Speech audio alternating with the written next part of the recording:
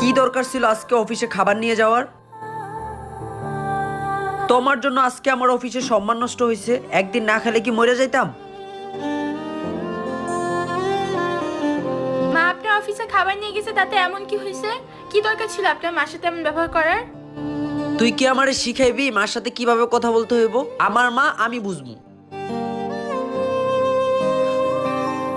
কি দরকার ছিল আপনি আপনার ছেলের জন্য অফিসে টিফিন নিয়ে যাওয়ার? আপনার জন্য উনি ইনসাল্ট হয়েছে। এই তোর এত সাহস হয় কিভাবে তুই আমার মার সাথে এইভাবে কথা বলস?